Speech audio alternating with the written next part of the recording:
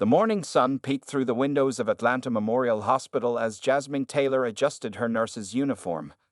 At 32 years old, she had already spent 8 years working in the rehabilitation ward, but this Tuesday morning would change her life forever. Jasmine's dark brown eyes scanned the list of new patients as she sipped her coffee at the nurse's station. Her coworker, Sarah, rushed over with excitement in her voice. "Did you see the new admission in room 415? He's that famous software engineer who created that popular dating app." Rolling her eyes at Sarah's gossip, Jasmine continued her morning routine.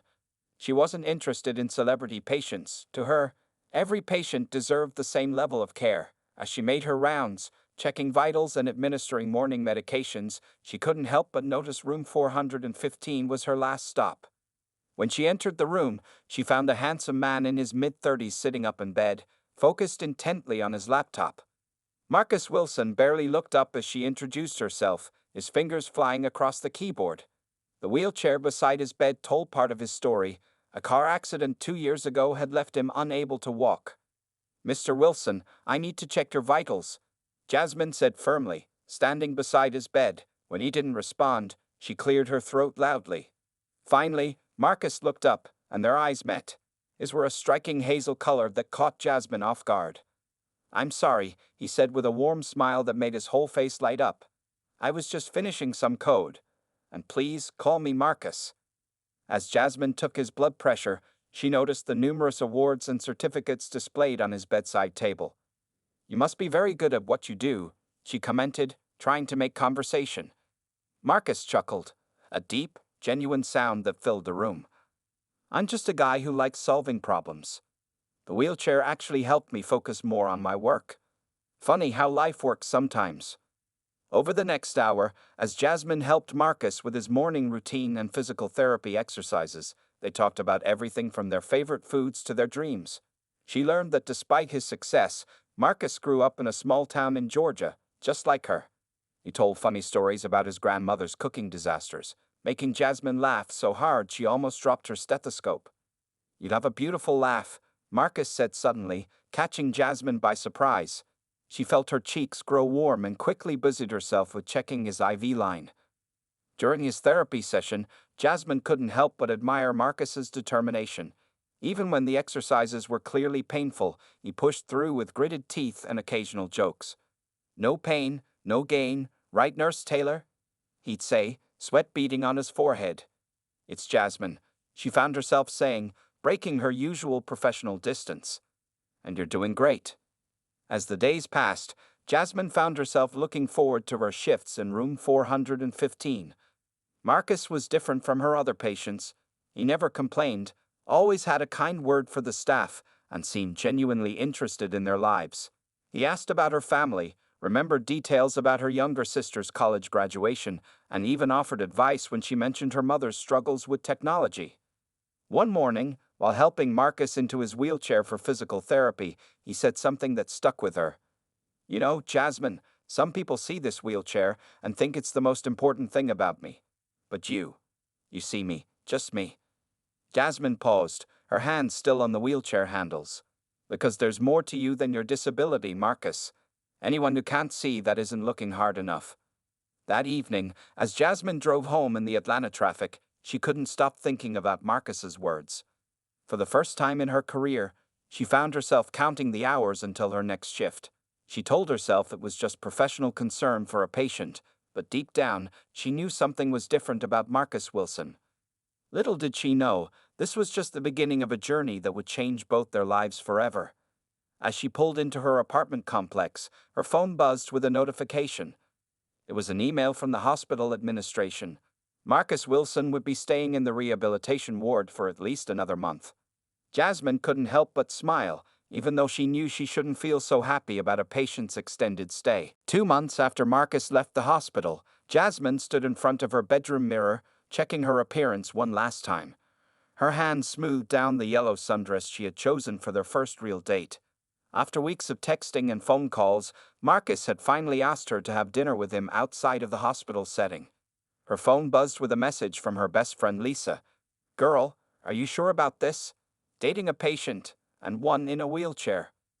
Jasmine's fingers hovered over the phone screen before she put it away without responding. She was tired of defending her feelings to people who didn't understand. Even her mother had given her that look, a mixture of concern and disapproval, when she mentioned Marcus at Sunday dinner last week. The restaurant Marcus chose was a small Italian place near Centennial Park. When Jasmine arrived, she found him already waiting outside, looking handsome in a blue button-down shirt. His wheelchair gleamed in the evening sun, clearly newly polished for the occasion. "You look beautiful," Marcus said, his eyes lighting up as she approached. He handed her a single red rose, which made her smile. It was clear he had practiced holding it without letting his hands shake, one of the many small challenges he dealt with daily. Inside the restaurant, they faced their first obstacle. The hostess looked uncomfortable, glancing between them and the dining room. Let me check if we have appropriate seating," she said awkwardly. Before Jasmine could feel angry, Marcus spoke up with his usual charm. "No worries. I'm pretty good at parallel parking this thing," he joked, patting his wheelchair. His humor broke the tension, and soon they were settled at a nice corner table. During dinner, they talked for hours. Marcus told her about his struggles after the accident, not just the physical challenges, but the way some friends had drifted away, unable to handle the changes in his life. "But those who stayed," he said, twirling spaghetti on his fork, "they showed me what real friendship means." Jasmine shared stories about her family, her father who passed away when she was 12, her mother who worked 2 jobs to put her through nursing school, and her younger sister who was now following in her footsteps to become a nurse. As they talked, other diners occasionally stared at them. Some looked curious, others disapproving. An elderly woman at the next table whispered something to her husband while gesturing toward them. Marcus noticed Jasmine's discomfort. "Hey," he said softly, reaching across the table to take her hand. "Let them look. Maybe they'll learn something about love." After dinner, they went for a roll through Centennial Park. The evening was warm, and street musicians played in the distance. They stopped near the fountain, where Marcus told funny stories about the coding disasters at his company. "My disability actually helped me become a better manager," he explained. "I learned to ask for help when I need it. And now I teach my team that asking for help isn't weakness, it's smart business." As they talked, a little girl walking with her mother pointed at Marcus's wheelchair and asked loudly, "Mommy, why is that man in a chair?" Instead of being embarrassed, Marcus smiled and spoke directly to the child. "It's like having a permanent race car," he said, making engine noises that made the little girl giggle. The mother smiled gratefully and moved on.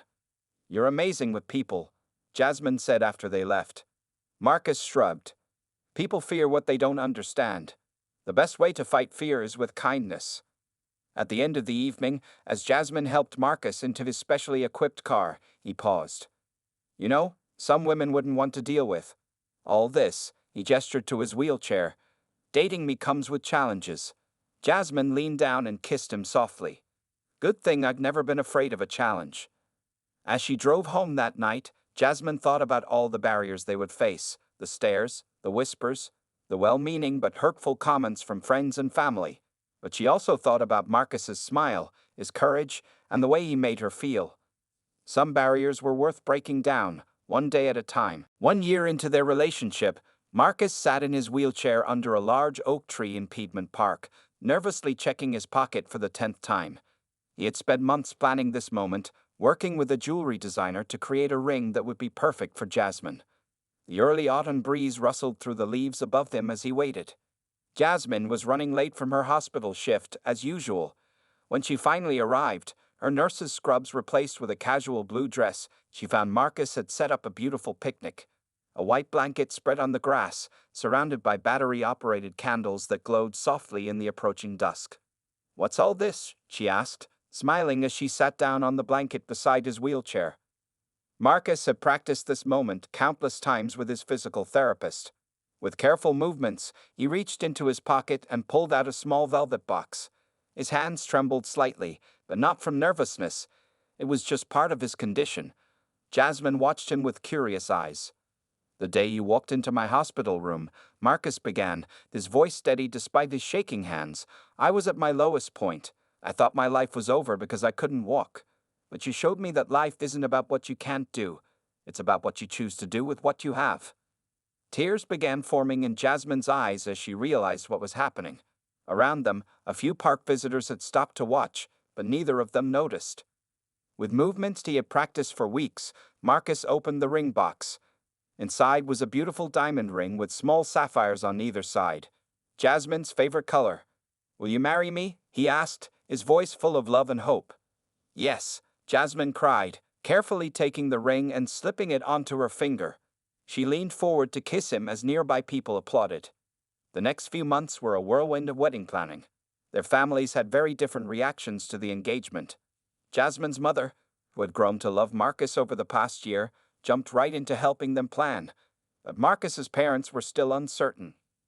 "Son," his father said during a family dinner, "we just want to make sure you've thought this through. Marriage is hard enough without extra challenges." "Dad," Marcus replied firmly, holding Jasmine's hand, "the only real challenge would be living without her." Planning a wedding that accommodated Marcus's needs while honoring both their families' traditions took creativity. They chose a beautiful garden venue that was wheelchair accessible. Instead of walking down the aisle, Jasmine would meet Marcus at the altar where he would already be waiting. The wedding day arrived on a perfect spring morning. Marcus got ready with his groomsmen, who had learned exactly how to help him with his tuxedo and transfers. His best friend James had even taken a course in wheelchair assistance to be better prepared. In her dressing room, Jasmine stood in her wedding dress, an elegant design that would look beautiful whether she was standing or sitting next to Marcus in photos. Her mother helped adjust her veil while her sister added the final touches to her makeup. "You're the strongest person I know," her mother said, hugging her carefully to avoid wrinkling the dress. "Your father would have been so proud today." The ceremony was unlike any their guests had attended before. Marcus waited at the altar in his wheelchair, which had been decorated with the same flowers as the wedding arch above him. When Jasmine appeared at the end of the aisle, his eyes filled with tears of joy. Their vows were personal and honest. Marcus promised to be not just a husband but a partner in all things, to never let his disability stop them from living life to the fullest. Jasmine promised to be not just a wife but a teammate, to face every challenge together and celebrate every victory, big or small. When the minister pronounced them husband and wife, Marcus pulled Jasmine onto his lap for their first kiss as a married couple. The guests cheered as Jasmine wrapped her arms around his neck, both of them laughing and crying at the same time. At the reception, they had their first dance with Jasmine sitting on Marcus's lap as he skillfully maneuvered his wheelchair in time to the music. They had practiced for weeks to get it perfect, and their joy was contagious as they spun around the dance floor. The first rays of morning sunlight streamed through the windows of Jasmine and Marcus's new apartment. They had chosen this place carefully, a modern building with wide doorways, accessible bathrooms, and an open floor plan that made it easy for Marcus to move around in his wheelchair.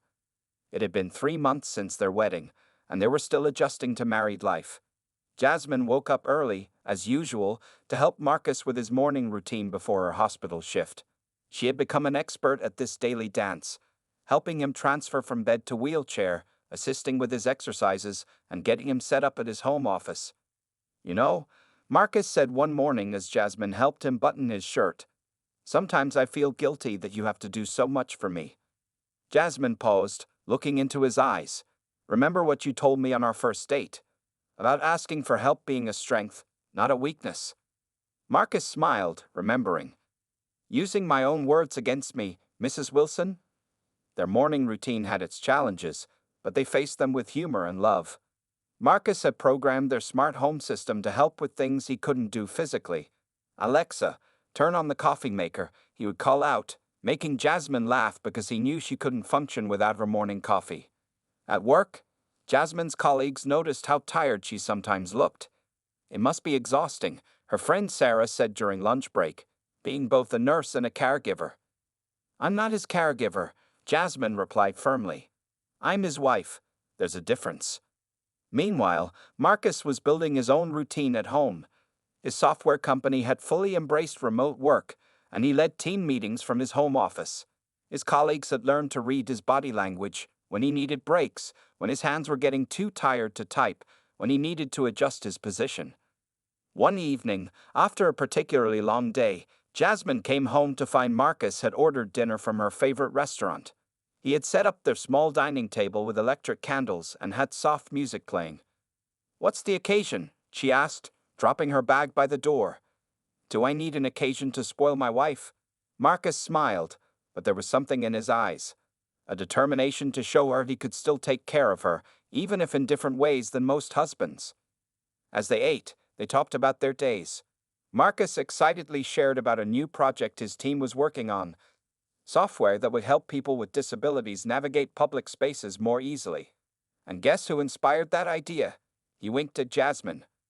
Later that night, as they prepared for bed, they faced one of their bigger challenges. Marcus's evening routine was more complicated than the morning one, requiring more time and effort, but they had turned it into their special time together, sharing stories and jokes as they went through each step. "Remember when we first tried to figure out this shower transfer?"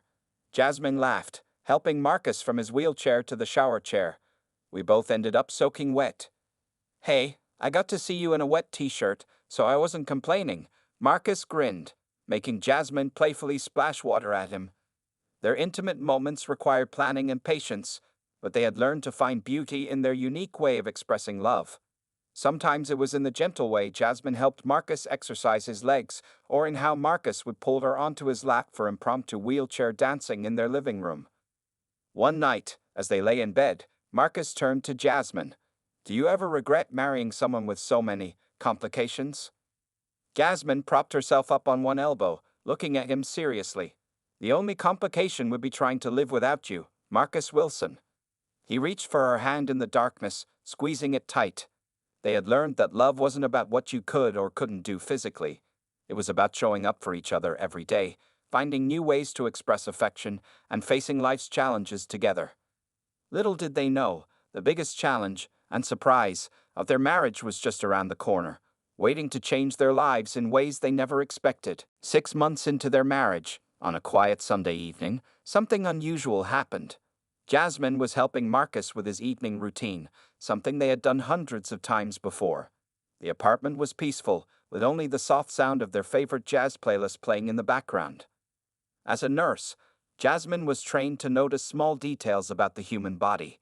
That's why, when she was helping Marcus stretch his legs during his evening exercises, something caught her attention. His right foot twitched slightly when she moved his leg, something that had never happened before. At first, she thought she had imagined it. After all, doctors had said Marcus's spinal injury meant he wouldn't have any movement below his waist. But there it was again, a small, almost invisible movement when she touched a certain spot on his leg. "Marcus," she said carefully, trying to keep her voice steady, "did you feel anything just now?" He looked up from his phone, where he had been checking his work emails. "No, why?"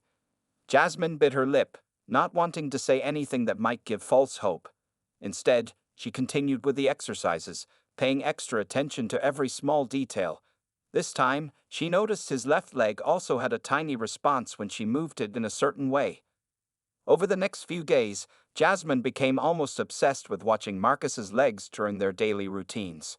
She started keeping a secret diary on her phone, noting down every small movement she noticed. Sometimes during the night, she would wake up and check if his legs showed any response to touch. One evening, while they were watching TV together, Marcus noticed something was bothering her. "Hey," he said, pulling her onto his lap as he often did when he wanted to have a serious conversation. "You've been quiet lately. What's going on in that beautiful head of yours?" Jasmine played with the collar of his shirt, avoiding his eyes. "I've just been thinking about some things I've noticed during your exercises." "What kind of things?" Marcus asked, his voice curious but cautious. Like many people with spinal cord injuries, he had learned not to hope for too much when it came to recovery. Jasmine took a deep breath. As both a nurse and a wife, she knew she had to handle this situation carefully.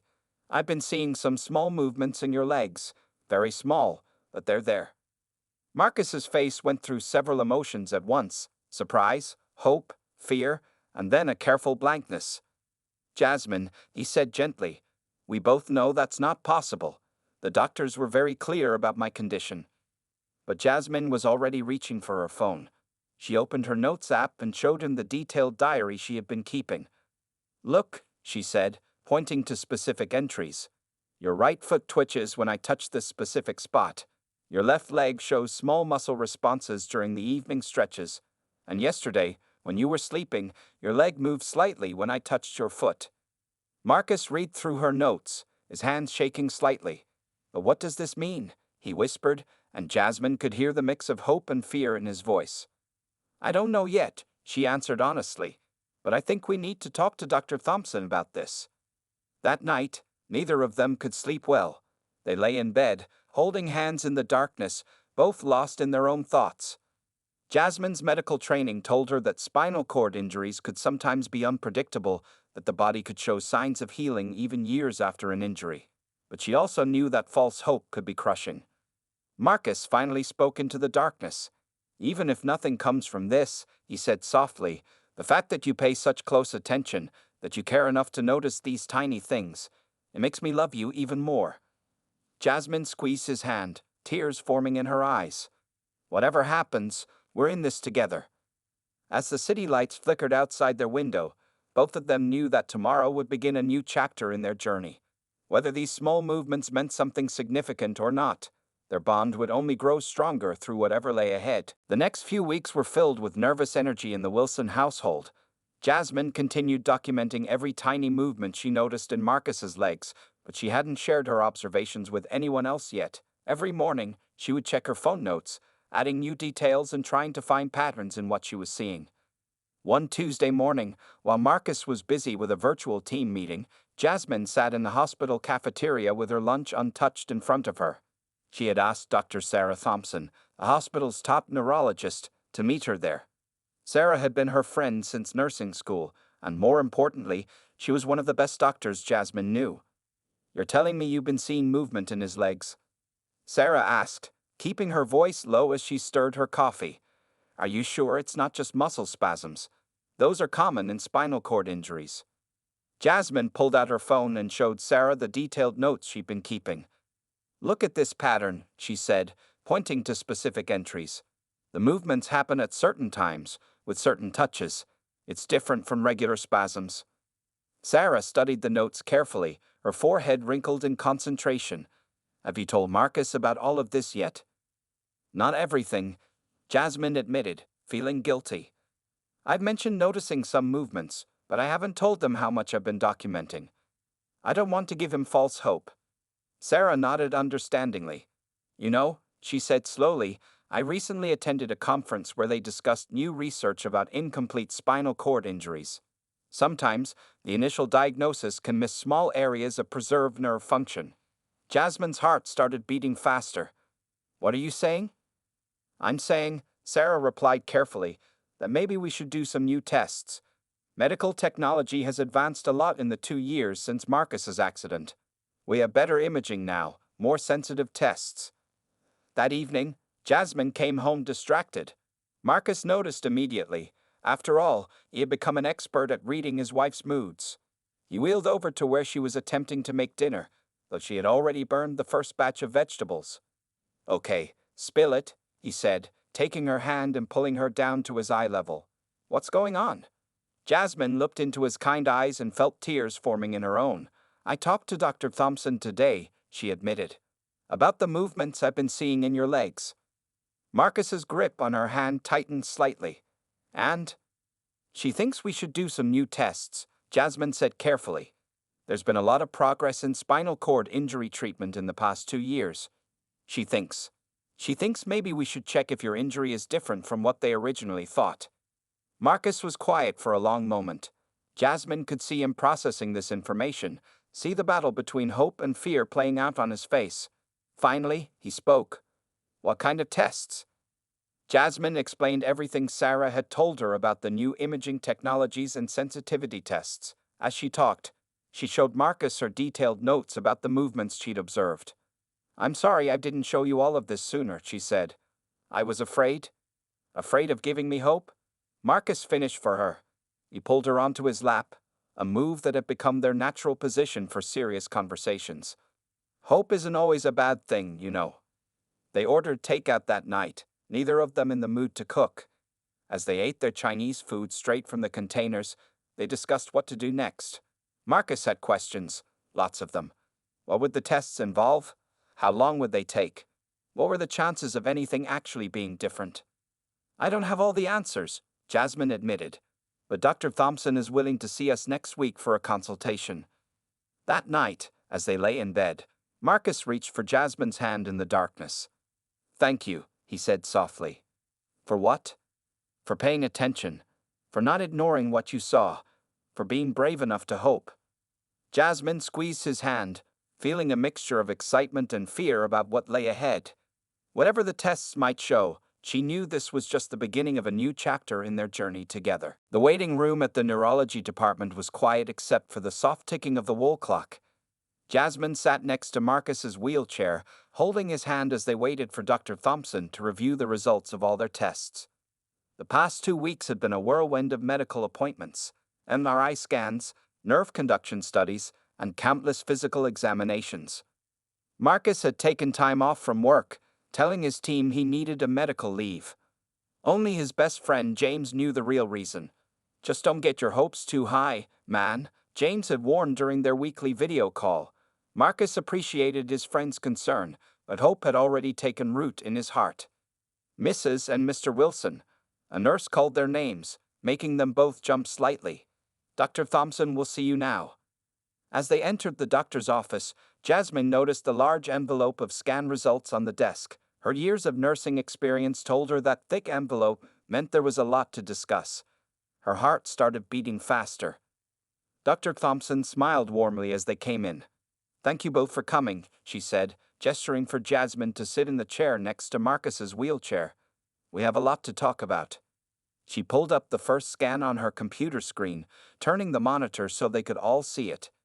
"This is your original spinal cord scan from 2 years ago, Marcus," she explained, pointing to a dark area on the image. "And this," she pulled up another image, "is the scan we took last week." Even to Marcus's untrained eye, there was a difference between the two images. Dr. Thompson explained in simple terms what they were seeing. "Your original injury was diagnosed as complete, meaning no signals could pass through the damaged area, but these new scans show something interesting." She clicked through several more images, explaining each one.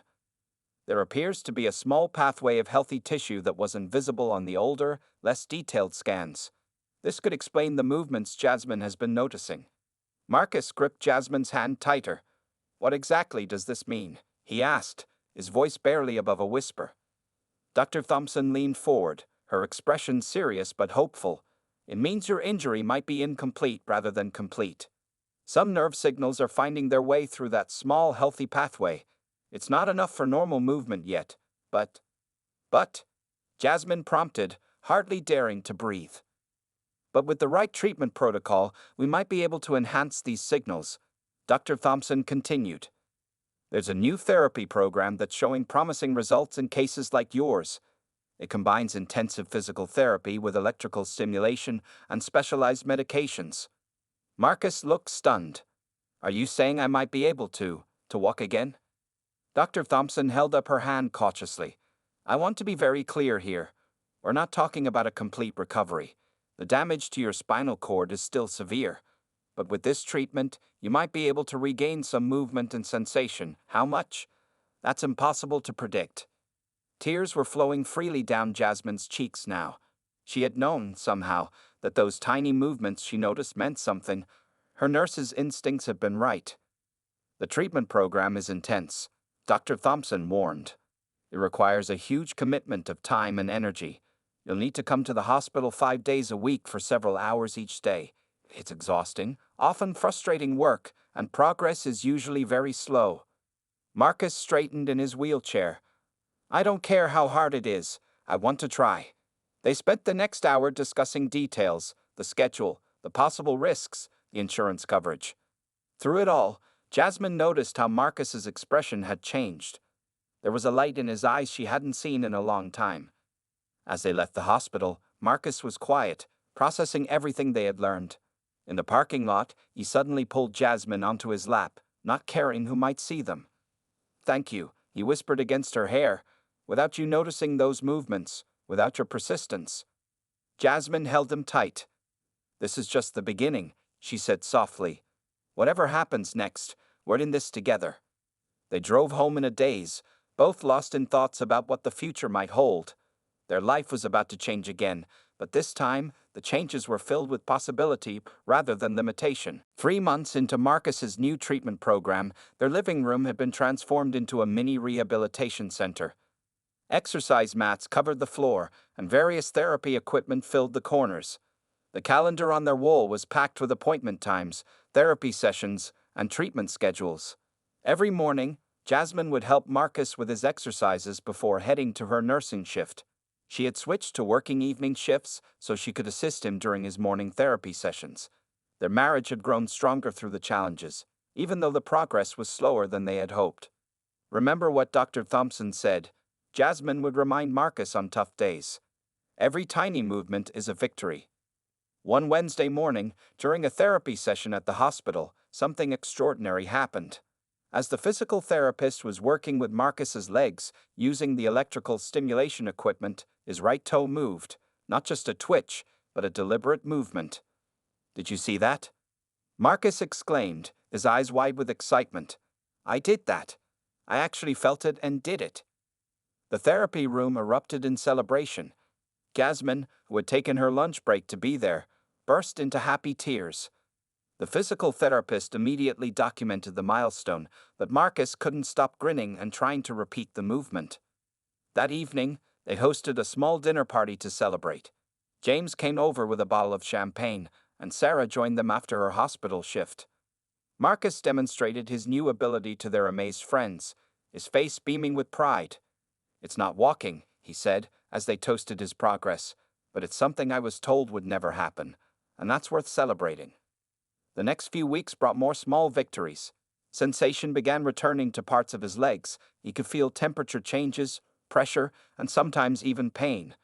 Each new feeling, even the uncomfortable ones, was a sign of his nerve pathways waking up. Marcus's software company had been incredibly supportive, allowing him to work flexible hours around his therapy schedule. He even started developing a new app to help other people with spinal cord injuries track their recovery progress, inspired by Jasmine's detailed note-taking. "You know what the best part of all this is?" Marcus said one evening as they sat on their balcony watching the sunset. "It's not just the physical changes. It's knowing that nothing is impossible when you have the right person believing in you." Jasmine smiled, remembering their journey. "I think the real miracle wasn't finding those movements in your legs," she said. "It was finding you in that hospital room 2 years ago." Their lives had found a new rhythm. 3 days a week, they worked with the medical team at the hospital. The other days, they did exercises at home. Some days brought exciting progress, while others were frustrating and exhausting. But through it all, their love only grew stronger. 6 months into the treatment, Marcus could move both feet slightly and had regained some sensation in his legs. The doctors were amazed by his progress, though they reminded him that full walking was still unlikely. But Marcus and Jasmine had learned to celebrate every small victory. One night, as they lay in bed talking about their day, Marcus turned to Jasmine with tears in his eyes. "You know, when I first had my accident, I thought my life was over. Then you came along and showed me life was still beautiful, even in a wheelchair. Now, with all these changes happening, it's like I'm getting a third chance at life." Jasmine cuddled closer to him. "Life keeps surprising us, doesn't it?"